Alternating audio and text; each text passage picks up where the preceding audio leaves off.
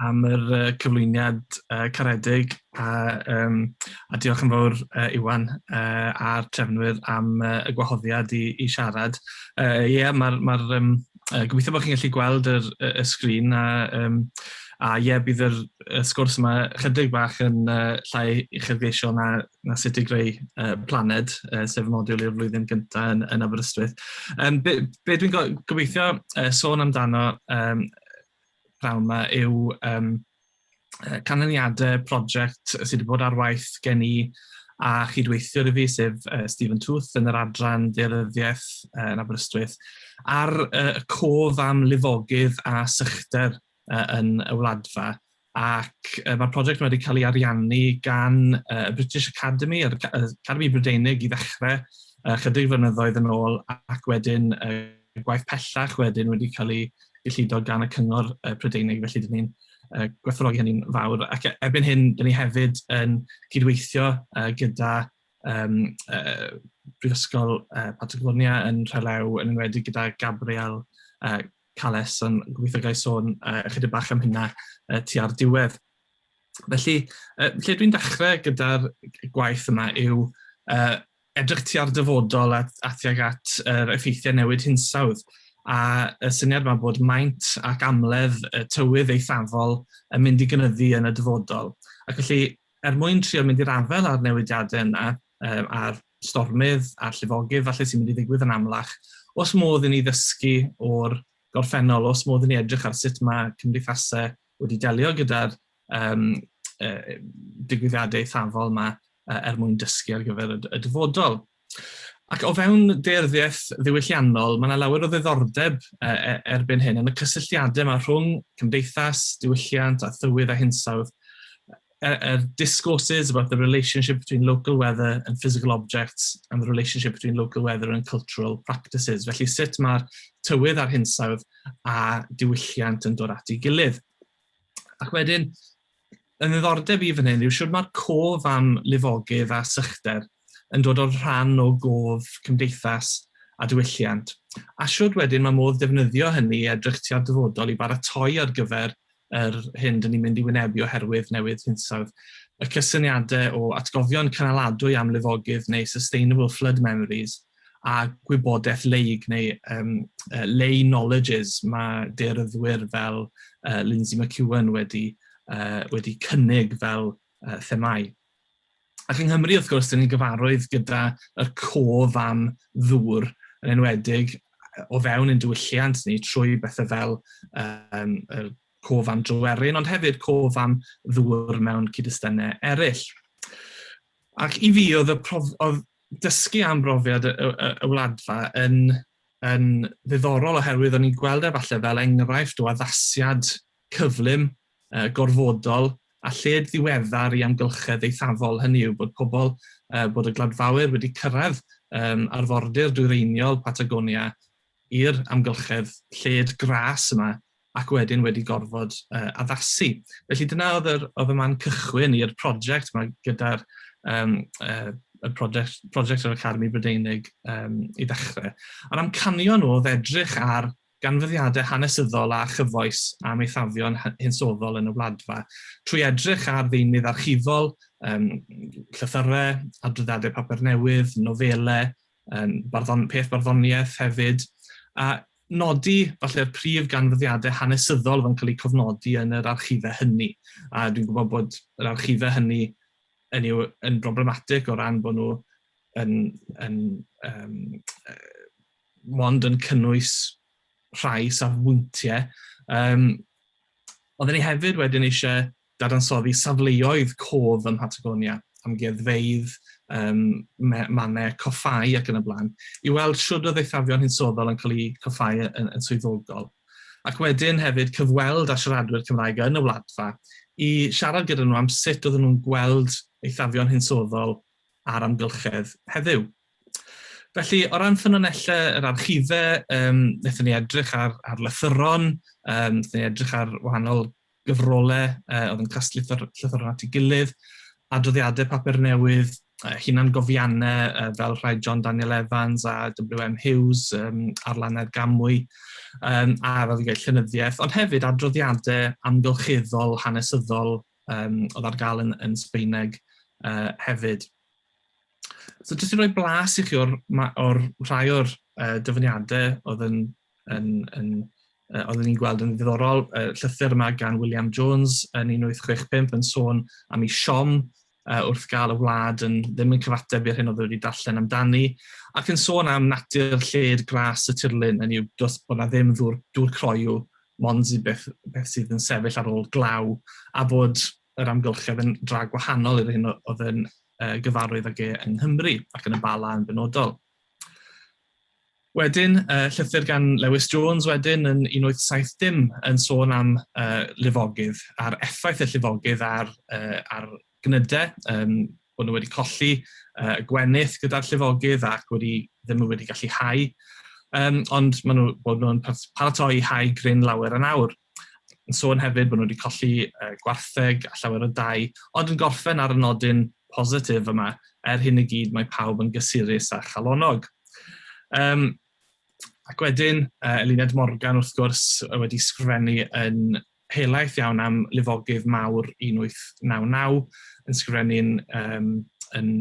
yn effeithiol ac yn dramatig iawn am y lif 1999, sef gweld yr hen ddyffryn tawel ffrwythlon yn un llyn anferth o fryniau ac o'r creigiau i'r môr, ac yn bwysig iawn yn olygfa na sanghofir fyth gan neb a'i gwelodd. A yn syni ac yn rhyfeddu sut oedden nhw'n gallu cadw corff ac enaid ynghyd ar y brynu yn oethlwm ac yn y blaen.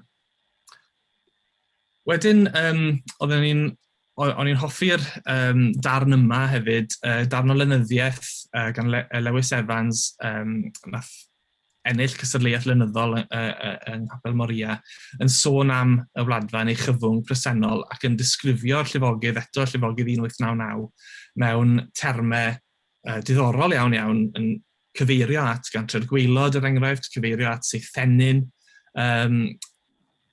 sôn am y dinistyr roedd y llif wedi wneud, yr alfalfa yn mynd fel llongau ar wyneb y dyfroedd ac yn y blaen.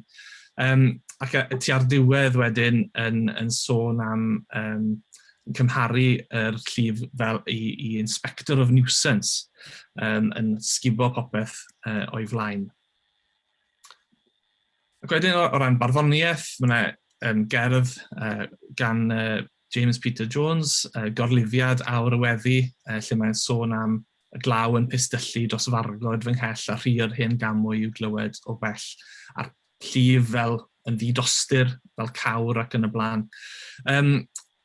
Ond hefyd, yn fan hyn, dyn ni hefyd yn gweld cyfeiriad at y ffordd roedd yr gwladfawyr yn cynnal a chadw yr llifglofiau ar lan yr afon mwyn, a'r ffosydd ac yn y blaen, mwyn sicrhau bod yr afon yn aros yn ei sianel a ddim yn gorlifo.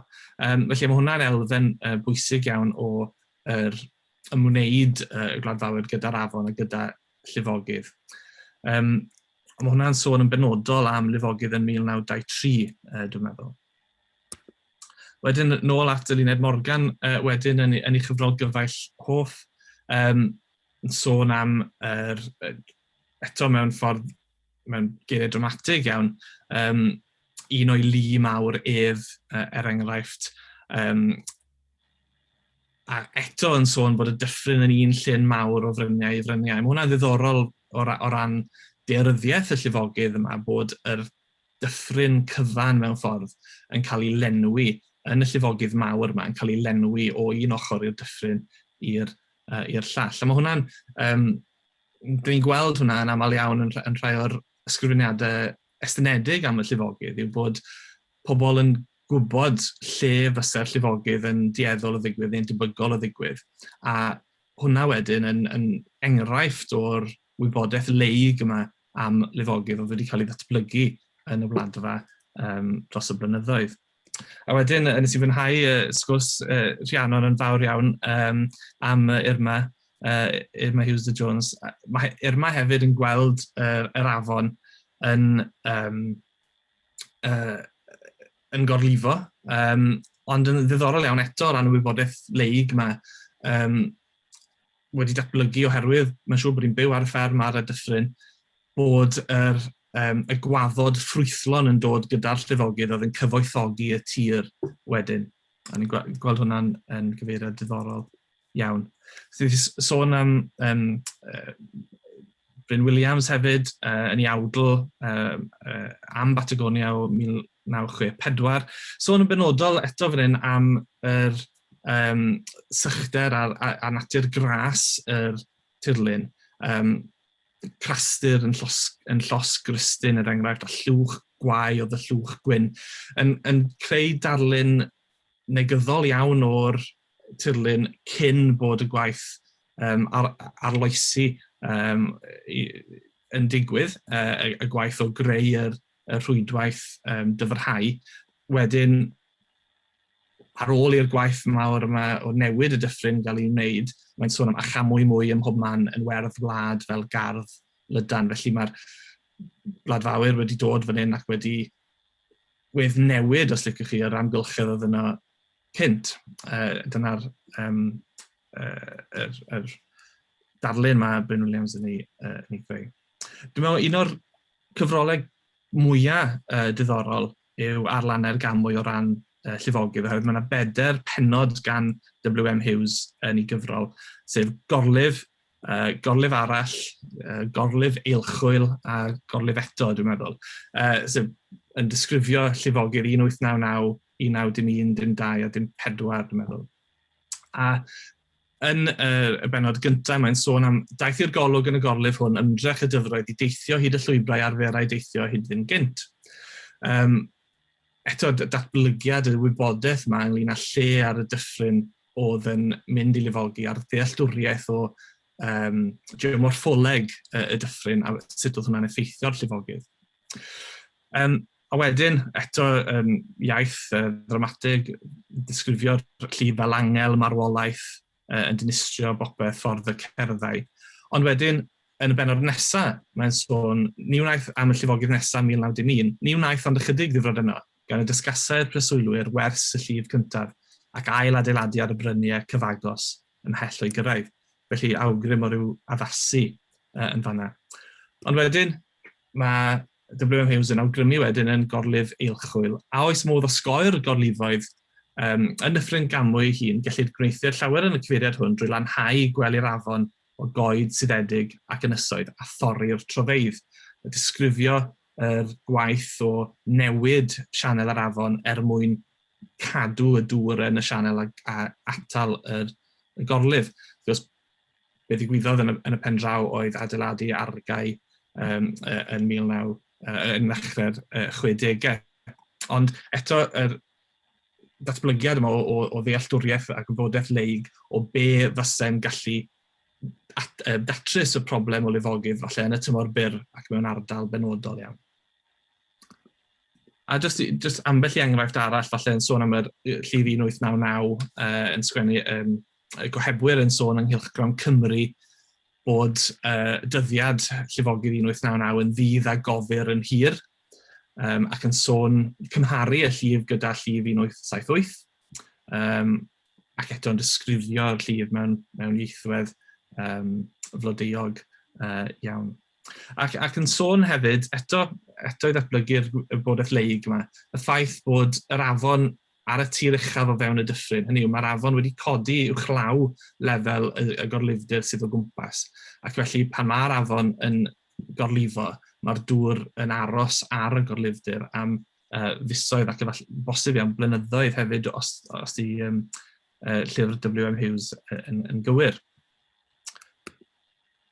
I newid chydig bach i'r amgueddfeydd a'r pensaernïaeth ac ati, mae yna arwyddion ar lan afon Camwy yn nodi dyddiadau rhai o'r llifogydd, enghraifft hwn yn ardal Gaiman. Dwi'n gwybod bod y capeli hefyd yn rhai ohonyn nhw wedi cael ei ailadeiladu a'i codi ar dir chydig bach yn uwch mwyn bod allan o gyrraedd y llifogydd mwyaf y petai. Ac wedyn, yn yr amgueddfeydd hefyd yn Gaiman ac yn Rhyfelyn, mae yna le amlwg iawn i hanes y llifogydd trwy gynnwys ffotograffau o lifogydd hanesyddol, mapiau mawr o'r afon ac o'r dyffryn, a hefyd creiriau hefyd sydd yn dangos effaith y llifogydd. Mae y bwlyn drws o D. Lewis Jones, dwi'n meddwl, gath i adfer o lifogydd 1899, oedd un o'r pethau mwyaf diddorol nes i weld yn yr amgueddfa. Ond yn amlwg, yn yr coffau swyddogol, os liciwch chi, am y hanes o Wladfa yn yr amgueddfeydd, mae llifogydd falle yn fwy na sychder yn cael lle amlwg. A mae hwnna jyst yn rhai enghreifftiau o'r ffordd materol, os liciwch chi, mae cof yn cael ei gadw am lifogydd. Felly mae y gwaith dogfennol dyn ni wedi edrych arno yn dangos gwerth y cofnodion dogfennol yma mwyn ymestyn llifogydd yn ôl tu hwnt i beth sydd wedi cael ei fesur, os liciwch chi. So, mae'r graff yma yn fan hyn yn dangos llif afon Camwy nôl i 1943, sef dechrau'r cyfnod mesur. Ond mwyn gallu deall, falle gwir deall, siwr mae afonydd yn mynd i ymateb i newid hinsawdd, mae angen mynd yn ôl ymhellach na hynny. A mae'r dogfennau, fel y dogfennau yma sy'n gysylltiedig gyda'r Wladfa, yn galluogi rhywun i fynd yn ôl ymhellach mewn amser ychydig bach. Ond be ni hefyd eisiau gwybod i gyfoethogi hynny falle oedd gwybodaeth o dystiolaeth llafar a deall pa ddigwyddiadau sydd wedi dod yn rhan o gof y Wladfa heddiw. Ger mwyn gwneud hynny, mi wnaethon ni gyfweld gyda 36 o bobl yn y dyffryn ac hefyd yn Esgael a Thryfelin. Oedd y mwyafrif ohonyn nhw yn siaradwyr Cymraeg, oedd rhai ohonyn nhw wedi symud i'r ardal yn ddiweddar, ond oedd y mwyafrif wedi byw yn yr ardal am gyfnodau estynedig ac oedd yn siaradwyr Cymraeg, oedd ambell gyfweliad yn Saesneg ac un neu ddau yn Sbeineg gan Stephen. Felly, jyst eto i roi blas o rai o'r pethau oedd yn codi o'r cyfweliadau yma, yn amlwg bod cof am lifogydd yn rhywbeth byw iawn. Enghraifft, un cyfwelau yn dweud, dwi'n cofio llif 1932 fel tasau fe'n ddoi. Ac roedd fy nhad yn arfer siarad am llif 1932, roedd cofio pethau ofnadwy am y llif. Yn amlwg bod straeon am lifogydd yn cael ei pasio lawr trwy deuluoedd a trwy o genhedlaeth i genhedlaeth. Ambell i lif penodol, falle, fel gwelwn ni. Ac yn sôn am 1899 yn benodol, rhywun yn sôn, mae'n rhan bwysig o hanes y Wladfa. Mae unrhyw un sydd wedi darllen amdano am hanes y Wladfa yn gwybod am lif 1899. A mi oedd yr cyfweliadau yma yn dangos bod llifogydd oedd yn digwydd yn gallu dwy'n i gof trawma llifogydd y gorffennol. Mewn llawer o achosion, pobl yn cofio am sut oedd llifogydd y gorffennol wedi effeithio arnyn nhw ac wedyn yn poeni ac yn cael ei effeithio, yn cael ei setio mewn ffordd yn ystod llifogydd mwy diweddar. Ac eto, y gwybodaeth leig mae am lifogydd yn dod i'r amlwg. Pobl yn gwybod lle fysa'n cael ei lifogi a lle fysa ddim ac yn y blaen. Llawer llai o sôn yn y cyfweliadau am sychder. A rhai yn sôn am bod nhw'n cofio haddau poethach na gilydd pan oedd angen meddwl mwy o gofalus yn un sut oedd rhannu dŵr rhwng un ffarm a'r llall ac yn y blaen, a sut i weithredu'r system ddyfrhau. Ond llawer llai o sôn am hynny, a hynny siŵr fod oherwydd y ffaith bod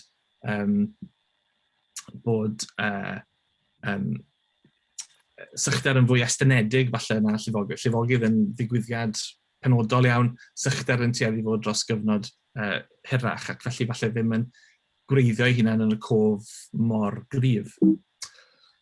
Felly, da ni wedi llwyddo i grynhoi yr hanesion yma, a papur yn Cultural Geographies nath gael ei gyhoeddi ynghynt eleni. Da ni wedi cyflwyno yr hanes ydy felly o ran pryd nath llifogydd ddigwydd.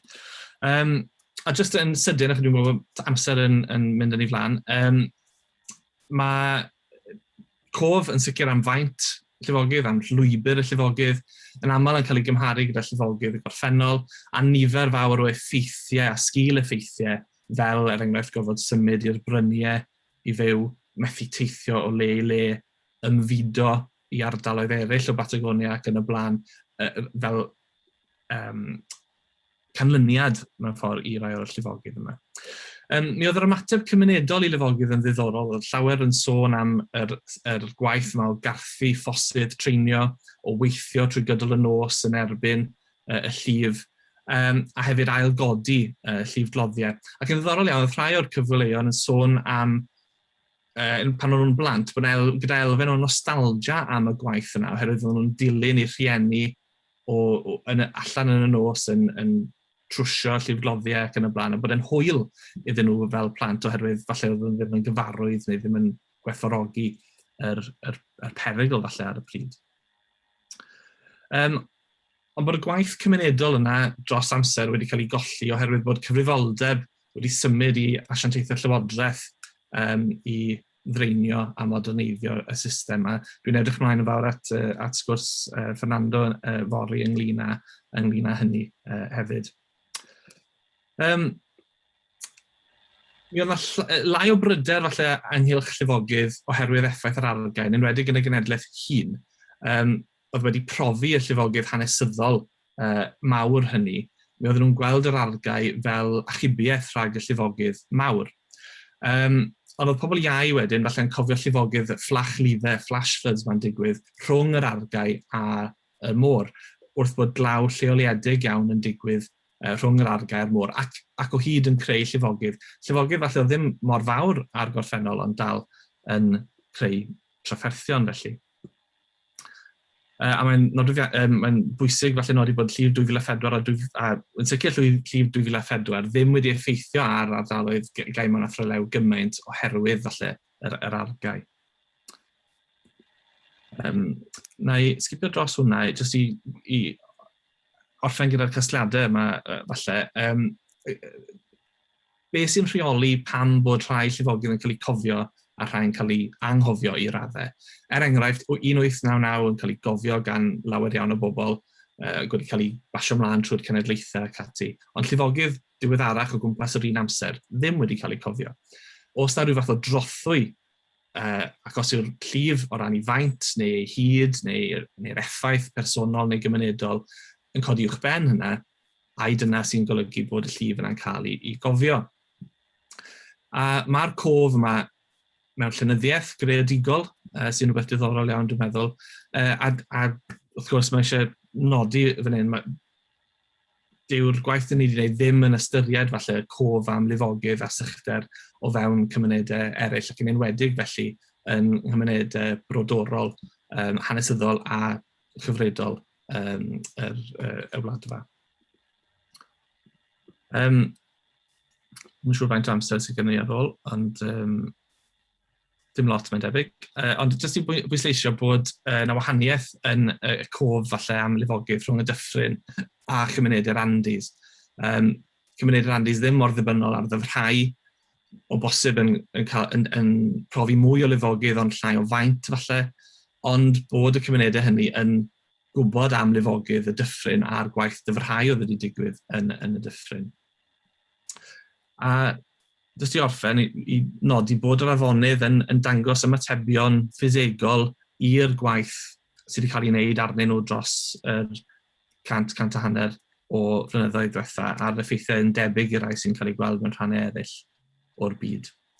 Felly, jyst i gloi, mae'r cyfnodion yma yn ychwanegu at y gwybodaeth ni o hanes llifogydd a hinsawdd gorffennol, ac yn rhoi ffenest i ni ar sut o pobl yn gweld tywydd eithafol yn y gorffennol. Yn enwedig felly ar ymateb creadigol sy'n deillio o dywydd eithafol a'r ffordd mae hwnna wedi cael ei cofnodi, os licwch chi, yn yr llenyddiaeth greadigol yna. Ac o bosib bod y profiad yn y Wladfa yn dangos bod addasiad cyflym yn bosib i raddau, a bosib bod, fel mae Georgina Enfield yn sôn, bod hwnna'n wrthbwynt falle i'r pessimistic environmental anxieties over the likelihood of future societal collapse. Dyw'r amgylchedd falle ddim yn yr un peth heddiw ag oedd yn ystod cyfnod y Gwladfawyr cyntaf, ond mae'r addasiad yna falle yn dangos bod addasiad yn bosib. Felly, diolch yn fawr iawn am rando. Jyst i sôn, mae'r gwaith yn mynd ymlaen eto fel mewn cydweithrediad eto gyda Gabriel a Stephen ac eraill, a dyn ni'n yn edrych mlaen i falle datblygu'r gwaith yma bydd y cymunedau yn Patagonia yn y dyfodol. Felly, diolch yn fawr iawn am rando a na i orffen y fanna. Diolch yn fawr iawn, Hywel, am bapur diddorol.